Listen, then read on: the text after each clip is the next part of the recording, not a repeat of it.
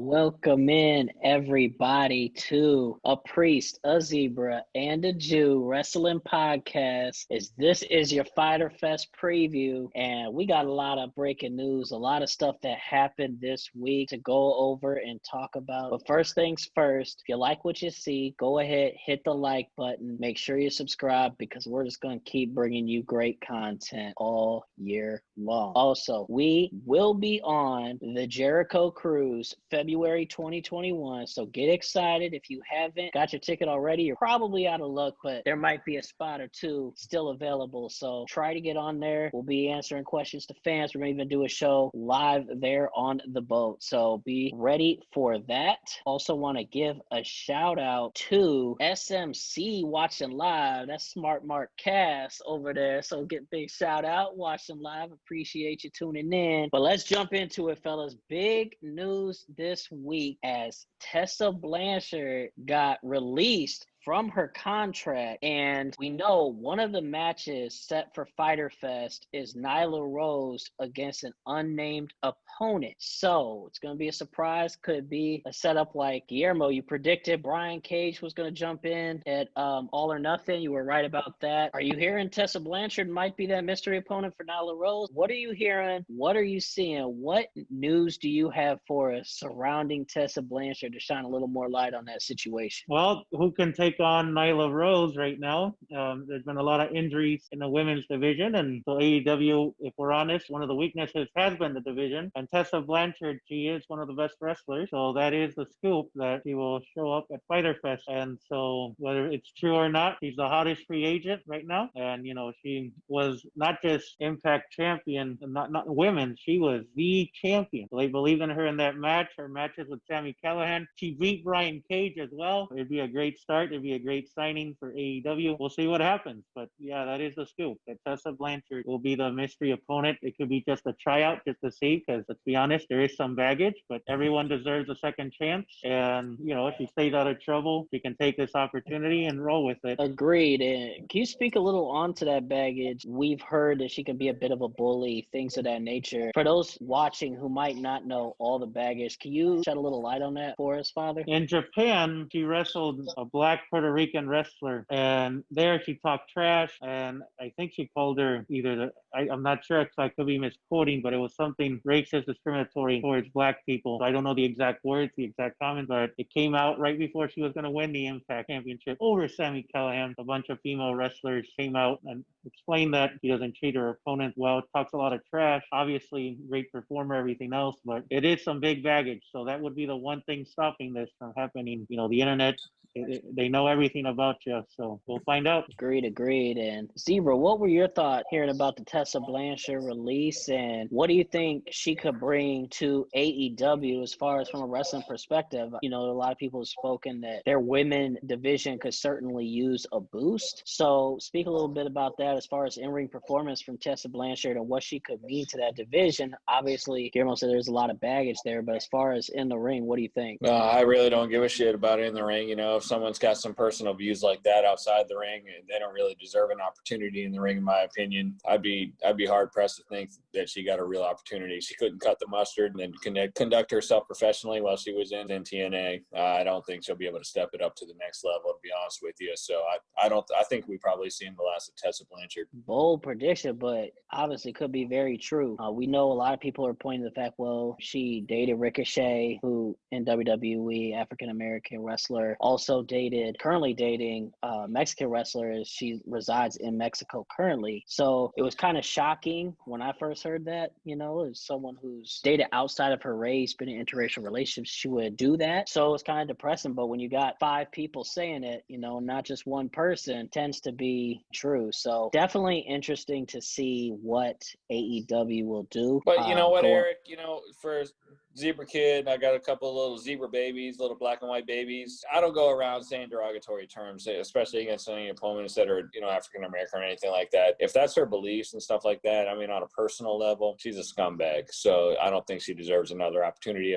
if all these reports are true. And why wouldn't they be? I don't think people are going to be out to get Tessa Blanchard just to get Tessa Blanchard. Yeah, I agree 1,000% with that. Obviously, if it is indeed true, which 5 people reporting it seems to be, then I would certainly definitely not expect AEW to go down that road, but there is a mystery opponent set up for Nyla Rose, and I guess we'll wait and see who that is. But moving on to Is our it Zebra next Kid? bit of news. Who could be Say the that. mystery opponent, Zebra Kid? Who do you think it'll be? Not Tessa Blanchard. Okay. ABT, anyone but Tessa? So moving on to our next bit of information too, we found out that Renee Young got diagnosed with COVID-19. Obviously, she is the wife of Jon Moxley, AEW World Heavyweight Champion. So, Guillermo, what are you hearing on the idea that Moxley will have his AEW title match with Brian Cage? Is that still in the works? What are you seeing, or what are you hearing in your rumor circles there? Well, Renee Young, his wife, you got at least 14 days. He was exposed, being husband and wife. They're pretty close. So 14 days from whenever the reports came out. My understanding were literally last Wednesday's Dynamite. I don't know the exact date, but if that's 2 weeks, that's both weeks of FyterFest. Fest. So I'm not sure what they can do. It kind of hurts the main event. I don't know what they can think of, but I'm almost 90% certain that Mox is probably not going to be able to defend the title. So does that make Cage the champion? Do they delay the match? I don't know. But I think it's highly improbable that Mox, and if he comes, safety, it could cause an uproar, because we don't know. But hopefully they can test him. He tests negative and the match can happen, but we'll have to find out. Zebra, what are your thoughts on the possible match between Moxley and Cage? Let's say it does happen. What are you expecting out of that match? I'm expecting Mox to beat his ass. I mean, you got a pretty good competitor in Moxley and a mediocre talent in Cage. I mean, what do you expect to happen? So not a Brian Cage fan by any means. I just don't think he's got the horsepower to run with Jon Moxley. But he's got the good WWE look, the muscles and all that. Probably be a champ in Vince's world. So why not Tony Khan's world? I don't know. Are you comparing Tony Khan to Vince McMahon? Cage has the look to be a champion. Whatever happens, we'll find out. Cage has the look to be the TNA champion, bro. I mean, let's be real. Which he was. Yeah, and great job. The guy capitalized on his look. But at this point, in my opinion, the guy might be a decent competitor. I just think Moxley's going to get the better of him. If Brian Cage stepped in the ring with the Zebra Kid, he'd probably get bitch slapped. He'd probably get drop kicked. He'd probably get crossbodied off the top rope, and the match would go down 1, 2, 3, probably in about 4 minutes, 45 seconds. If Cage wins the belt, should you be the number one contender? If Cage won the belt, I highly doubt that he'd be looking to get in the ring with the Zebra Kid, first of all. I'm not saying the Zebra Kid should be the number one contender, but if Tony Khan had any brains about him whatsoever and didn't live off his daddy's name, yeah, the Zebra Kid would be the first guy in line. I'm not a far drive from Jacksonville, just so you know, Tony Khan. I'm right here in Daytona Beach, Florida. I'm about an hour and a half from Daly's place. Book Zebra Kid. Book Zebra Kid. Well, let me ask you this then. If you think Cage is a tune-up fight, who's he tune-up for? What opponent? If they're smart, probably Kennyomega. Ooh, Current tag team champion? Shawn Michaels and Steve Austin were tag team champions at King of the Ring 97, squared off against each other. I don't think that really means a damn thing. What about Jericho-Moxley rematch? I mean, Jericho's a great guy to carry the ship, and I think he'd probably get the better of Moxley if they rematched. Omega deserves a shot. The guy's a great competitor. Honestly, other than those two guys, I don't think there's anyone worthy besides Zebra Kid. But I'm not signed to a contract in All Elite Wrestling right now, so I guess I'd have to go down to one of those two. Well, let's move on then to Chris Jericho and Orange Cassidy, which would be the match before the Moxley Cage match if it happens. We saw them have a great little promo session there at the end of Dynamite this past Wednesday, and Jericho cut what I thought was a great promo, and then we saw them fight into the crowd. Saw some blood there from Orange Cassidy as he had his ear cut. Saw Jericho go through a table. What do you guys expect to come of this match between Le Champion and Freshly Squeezed? Starting with you, Father. I changed my background just for this. Orange Cassidy becomes a superstar by pinning Le Champion. 1, 2, 3. It'll be the main event. It'll be main event over Mox and Cage. It'll be an instant classic. Just their battles. The preview have been epic, so I'm expecting the best. Cassidy will show that he's more than just whatever from whenever. So you're predicting that Le Champion puts him over. What are your thoughts, Zebra, on this match? It's going to be pretty academic, pretty textbook, if you ask me. I don't think Orange Cassidy has the dogs to run with Chris Jericho, the champion, one of the greatest of all time to ever do it. Orange Cassidy is a cute story, if you want my honest opinion. A lot of AEW fans seem to think he's entertaining when he's going through his little slow-mo deal and no hands bullshit. A guy like me and a guy like Jericho is probably going to knock his teeth out. I mean, if you want my honest opinion, I just don't think he's got the goods to compete against the top level, world class, elite level athletes like the Zebra Kid or Chris Jericho. No, Zeb, there's an opening last I heard right now in the inner circle. You want that opening? You want to fill that void? So first of all, I appreciate if you didn't refer to me as Zeb. Second of all, no, the Zebra Kid's a one-man show. I don't need backup. I don't need to be part of a squad. When I make my mark, it's going to be making my mark on my own. Are you a mark, Zebra Kid? No, but I know there's quite a few rats out there. There's a smart mark named Cassidy out there as well. So you don't like the Scott Hall name of Zeb? Not a fan of the Zeb. Well, we are in a zebra wonderland, as you well know, Eric. Oh, absolutely. There's only one Dusty Rhodes was Zebra Kid. There's only one Zebra Kid. Walking along, singing along, walking in a zebra wonderland. There's only one Zebra Kid. So I'm pretty sure now everyone at the Jericho Cruise will have their new chant. So moving on to the next match on the card, we mentioned obviously the Nyla Rose match, Moxley Cage, Jericho Cassidy. All these are night 2 of Fyter Fest. But also on night 2, we start off with FTR and the Youngbucks taking on the Butcher and the Blade and Lucha Bros. Now, I think this match actually has the potential to kind of steal the show that night. There's also, obviously, we saw FTR's interview with Cornette, kind of a shoot there talking about the Young Bucks. So, Guillermo, starting with you, what are your thoughts of this upcoming match? And we see FTR and the Young Bucks teaming together. Do you think we end up ultimately getting their dream match between these two out of this, or where do you see this match going? What are your thoughts? AEW's biggest strength is their tag team division, without a doubt, in my Young Bucks match. So I think it'll be, as Meltzer would give it, maybe 5-star match. It'll be awesome, incredible. But somehow, I don't know if they'll betray each other or they'll challenge each other, but the build out for their next pay-per-view, All Out, which is where everything started at All In a couple of years ago. And that's got to be the match where we've all been wanting for years, from being the Elite, BTE. So they'll win, the Young Bucks and FTR, but then they'll either challenge each other or who knows what. But it's a one-time only. And the Lucha Brothers are awesome as well. So this match is just going to be incredible on so many levels. It probably could main event night 1. We'll see. And Zebra, what were your thoughts when FTR came over to an already loaded AEW tag team division? In my opinion, the company that has by far the best tag team division in the world. How do you think they'll do in this match, teaming with the Bucks? Do you think we get that rivalry with the Bucks soon after? And what are your thoughts on them joining AEW? I mean, when you can't cut the mustard in the other company and there's an opening in a competitor, then you go ahead and join it. It remains to be seen how they're going to fit in there. They got talent, but the Young Bucks are a great tag team, and there's other great tag teams in the company. We'll see if FTR can fit in well. Remains to be seen. Well, let's then head over to night 1. Should be this coming Wednesday. Main event for night 1 will be Kenny Omega and Hangman Adam Page defending their tag team titles against Best Friends, with Orange Cassidy, of course, accompanying them to the ring. So,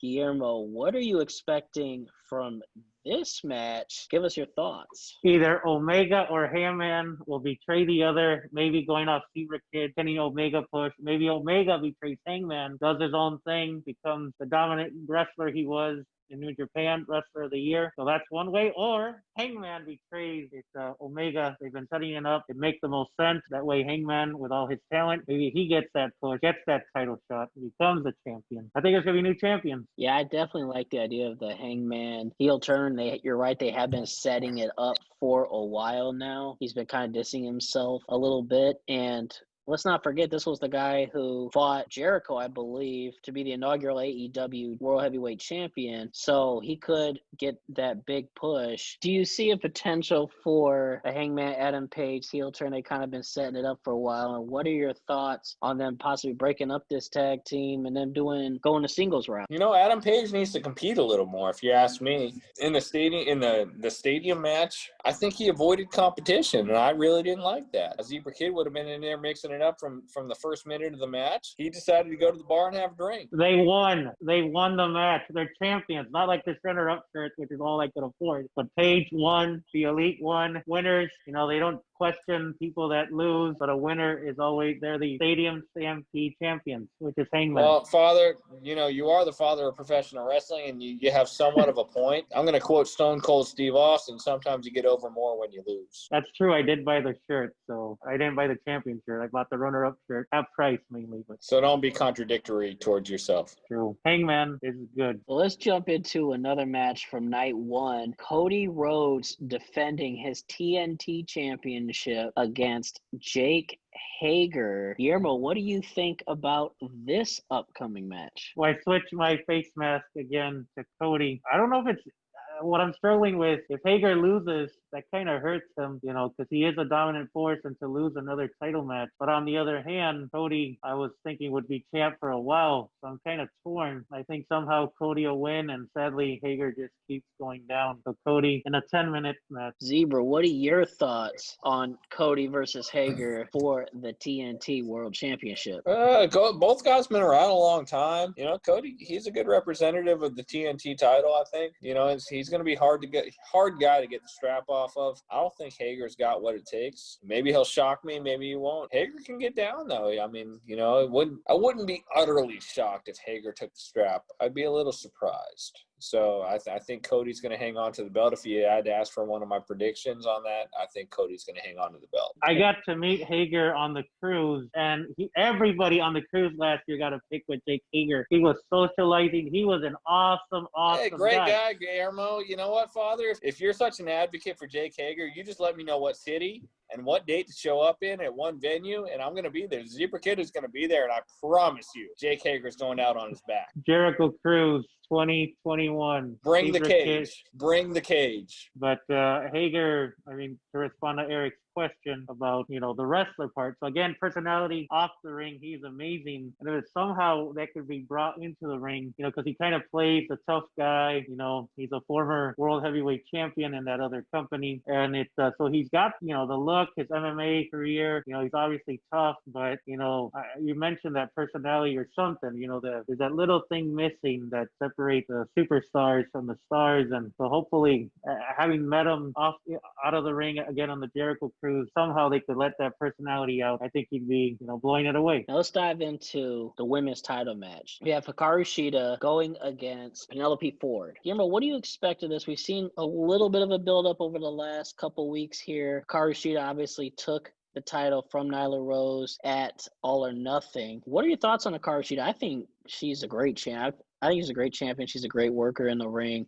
What are your thoughts on Hikaru Shida? What do you expect to see out of this match? Yeah, Penelope Ford obviously is very athletic as well, but Shida just won the belt. I don't think there's a chance she'll lose it. It'll be a fun match. It'll shock us because our expectations are low, but Shida wins. Last thing I want to talk about here before we call it quits on this episode, what is a bold prediction you have for Fyter Fest? Guillermo, I will start with you. I think the bold prediction, it'll be sad. The Great American Bash will have better ratings. So that's my shocker, unfortunately. It's going to be a great show, but a lot of people are going to miss it. You really don't think they're going to be able to out-muscle Great American Bash? I'm looking at the card, and actually, I'm very impressed. That's why it's sad, but, just like in the 90s, the Monday Night War, one may have had the better wrestling, but more people watch the other. It'll be a great show, top to bottom, but I'm going to do my best to watch it. But, the other companies' main event kind of getting me going that way for just at least that match. And so here's the pushback I have against that. For one, first of all, I've kind of made my points on that match clear to you, but with the Great American Bash also being available on the network, you could turn around and watch it on the network the next night. You don't think a lot of people will try to tune in for Fyter Fest those first 2 nights and just catch Great American Bash on the network? I was reading a commentary that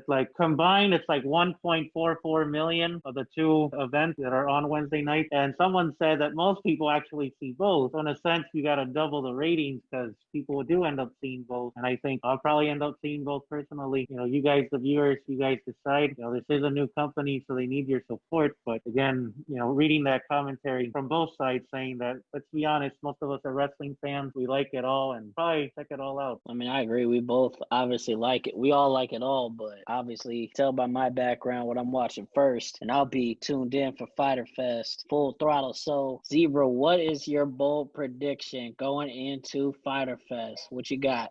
If you need a bold prediction, Eric, I don't know if I have a bold prediction. You know what I mean? I don't think anything outside of the norm is going to go down at Fyter Fest. With all due respect, Guillermo, there's 0% chance of a new AEW champion emerging at Fyter Fest. I'm going to be on the Jericho cruise right now, and I'm going to explain to all you little maggots, all you little mutts out there right now that I am the new era of professional wrestling. All right, I got the father of professional wrestling right below me, right in my corner, the best stick man in the game to my right over here, okay? The Zebra Kid is the future of professional wrestling. I'm actually the president of professional wrestling, unlike MJF, okay? Once I meet this little cockroach in the ring, I'm going to smush him like a bug. The match, like I said, is going to last about 3.5 minutes. It's going to get hit with a drop kick. I'm going to come off the top rope with a beautiful crossbody. He's not going to be able to kick out. Unlike anybody else, game's over, my friends. Father, what do you think is going to happen if that's the case? Zebra Kid, I think your better prediction is Tessa probably won't be at Fyter Fest. How many matches do you expect Dave Meltzer to give 5-star ratings to coming out of Fyter Fest? To give us your thoughts on Dave Meltzer. Are these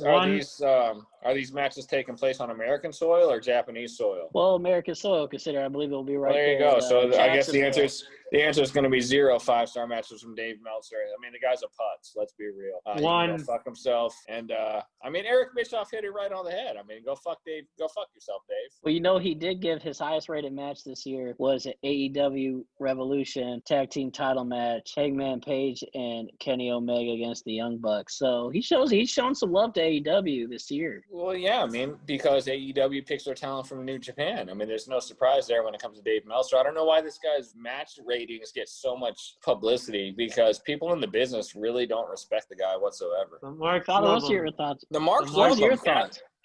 The Marks love him for sure. Name one guy within the business that loves him, though. Can you? The Youngbucks. So that's why I would too if I got consistently got loved by a wrestling writer too.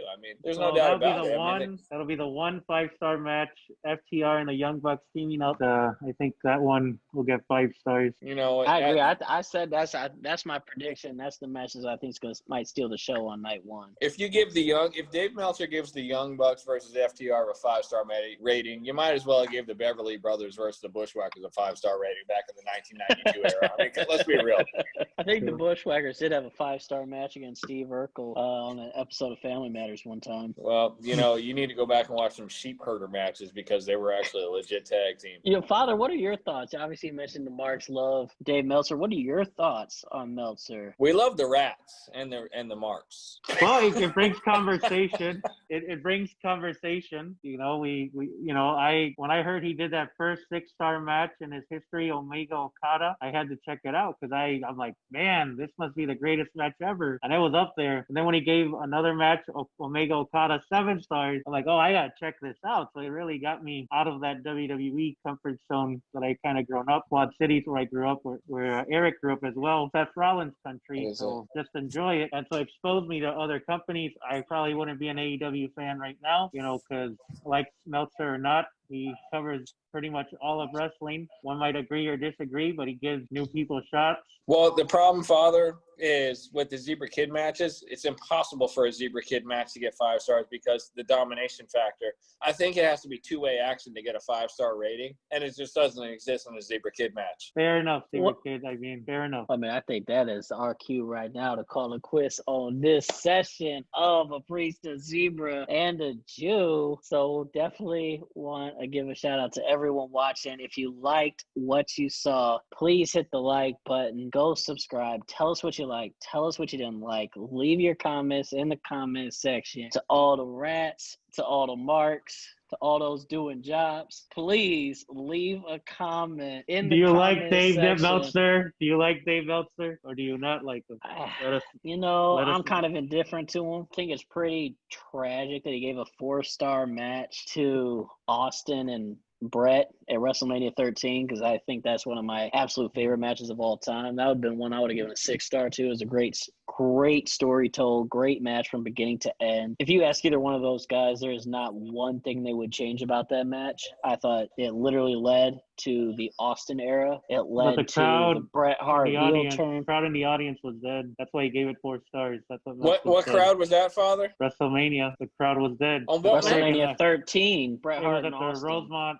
I think it was at the Rosemont Horizon, but Eric and I had a conversation. The crowd wasn't dead. They just were dead. They retired. That's Meltzer's argument why he didn't give it a 5 stars. I'm just going off. Well, you're a smart individual and you can think for yourself, and you don't need to buy into propaganda. You can go rewatch the match for yourself and realize the crowd wasn't dead. I just watched it 3 days ago. And you have to understand too, in WrestleMania 13 Chicago's a different fan base. We're built differently up there. I think it was more about just sitting back in awe of what you're watching and enjoying that match. I think it was very well done. They're fighting into the crowd. Obviously, everyone in the crowd is not going to exactly see what's going on when they're fighting in the stands. So that could play a little bit of a role in that as well. But I agree with Zebra on this one. I don't think the crowd was really dead. I thought it was a really well done match. But that is my opinion on the whole Meltzer situation. Let us know in the comments what you think. Enjoying the discussion. We love to hear opinions. So thanks everybody for tuning in for this episode. So for Father Guillermo Trevino Jr. and the Zebra Kid, I am Eric Anderson. Thanks for tuning in to a priest, a zebra, and a Jew. As we said, keep those comments coming. Ask questions. Get in on the debate with us. Hit that comment section. Let us know what you think. Till next time, we're out.